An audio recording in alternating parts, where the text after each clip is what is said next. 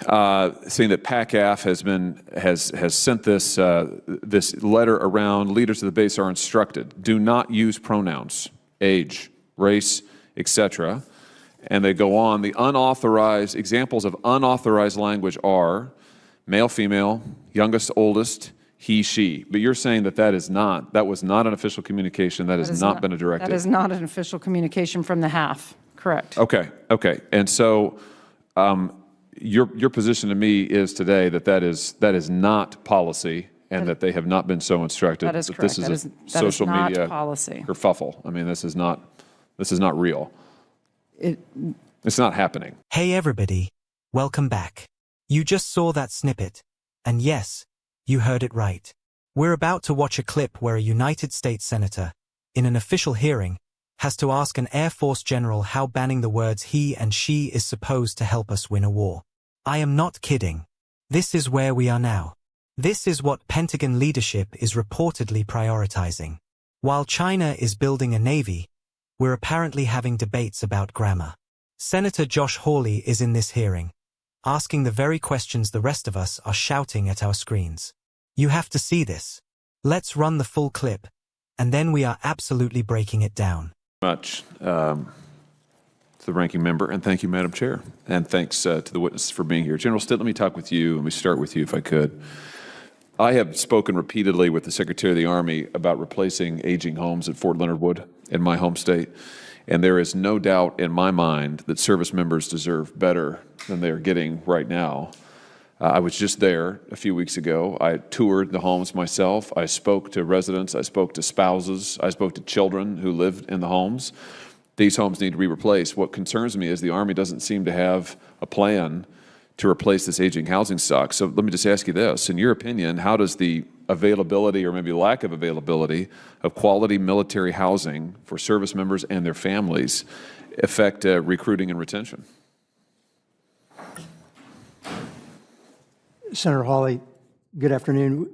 The Army takes the care and quality of life of all of our service members and their families very seriously. So we are making and committed to investing in our housing within not just that, but within our daycare centers, child care, offering opportunities, expanding beyond that for spousal employment, to put kind of a whole package on the table to ensure that our facilities and our care and commitment towards family members is first class. You say a whole package. When will we be seeing this package? Senator, we continue to work on it, and I can take that question for the record, please. Well, that's fine. I mean, but let me just say again, for the record, I've said this in the full committee. I'll say it again here, that I think we're past the point of continuing to kick this down the road. I mean, this is a problem now. Frankly, at Fort Leonard Wood, it was a problem a decade ago. But listen, I've been there. I mean, I've seen it myself. I've talked to the service members myself. I've been in their houses. I've been in their kitchens. I've looked at their bathrooms where there's mold growing. I've seen that they don't have places for their kids. I've seen the substandard living conditions, and it just isn't acceptable, General. You know what? I promised those service members that I'd be a royal pain in the you-know-what until something changed. So I'm keeping that commitment, and I'm going to continue it until something changes. And frankly, I've heard this now it's going on 2 years. I've only been in the Senate 3, but I've heard it continuously that, well, we'll get to it, we'll get to it, we'll get to it. Well, at Fort Leonard Wood, we haven't gotten to it. And I bet, if we went around the table here, I bet that the other members of the subcommittee would have the same situation in their state. So I'll give you the question for the record, but I just want to put on notice again, and you can take this back, that I want to see some progress on this, and I want to see it soon. And what I don't want to see are any more commitments from the Army that they're going to spend X number of dollars. This happened last year. We're going to commit X number of dollars to Fort Leonard Wood, and then as it turns out, $0 were spent on housing. I'm still ticked off about that. And I don't want to see it happen again, and I want to see progress made. So that's my piece. I think you understand where I'm coming from. General Miller, let me come to you. Can you help me with something here? Anderson Air Force Base, I understand. This is in Guam, of course. Leaders there recently received an official email that prohibited them from using pronouns or descriptors like he, she, youngest, oldest, male or female. Why is that? I mean, what's going on? Senator Hawley, thank you for that question. Actually, that is, we've been talking a lot about that because it was an email, from my understanding, that went out locally from one of the commanders there, and I don't remember at what level. I don't know if it was a group commander or the wing commander there. I believe that it was a Facebook post that went out based on a question. It is not the Air Force policy to not use pronouns. And so I think it was a social media, exacerbated by individuals that said that they were directed for that. Okay, good. Well, I think that's progress. So you're saying, I'm looking at a news article here published August 31, 2022, saying that PACAF has sent this letter around. Leaders of the base are instructed, do not use pronouns, age, race, etc. And they go on. The unauthorized examples of unauthorized language are male, female, youngest, oldest, he, she. But you're saying that that was not an official communication. That has not been a directive. That is not an official communication from the HAF. Correct. Okay. And so your position to me is today that is not policy, and that they have not been so instructed. That is correct. This is that social is not media policy. kerfuffle. I mean, this is not real. It's not happening. I don't know if it's not happening, but it is not an official policy from the Department of the Air Force. Okay. I ask because part of the way it's been reported is that the rationale is to help with lethality and also recruiting. And it was curious as heck how not using he, she can help with lethality and how it's helping with recruiting. But I take your word for it that this is not policy, and that satisfies me. So thank you. Thank you, Matt. Okay, wow. Let's start with the part that is just blowing my mind. The pronouns. Hawley pivots to General Miller of the Air Force and brings up this wild report from Anderson Air Force Base. An official email telling leaders they can't use words like he, she, male, or female. I mean, what? In what universe is that a military priority?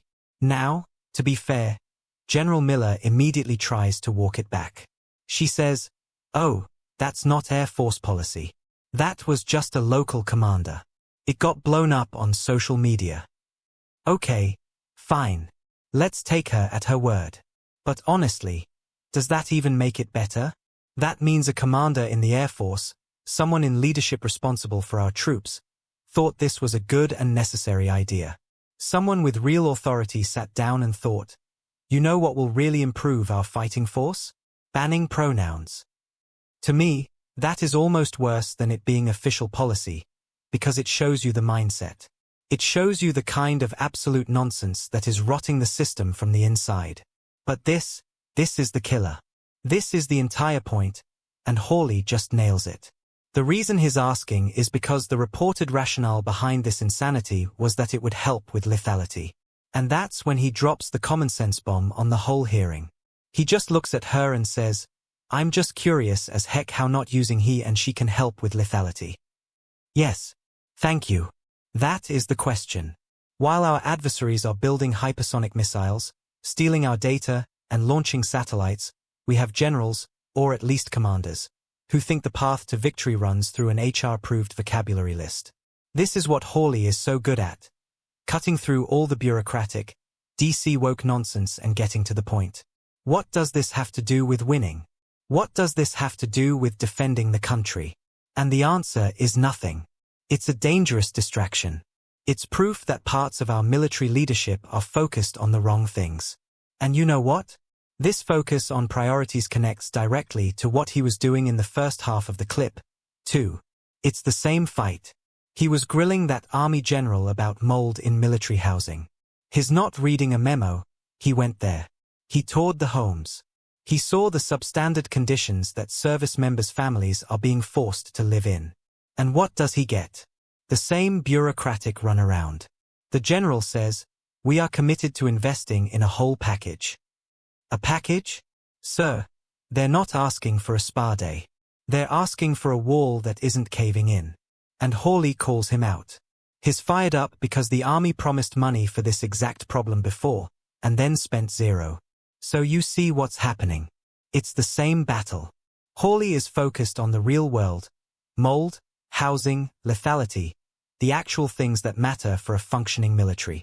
And the bureaucracy is focused on packages, paperwork, and yes, pronouns. He's the only one in that room who sounds like a normal person, and that's exactly why we need him. He's not afraid to call out the absurdity. He did a fantastic job, prepared, passionate about the right things, fighting for our soldiers, and refusing to let nonsense slide. But what do you guys think? Did that lethality line hit you as hard as it hit me? Is this really what our military should be focused on?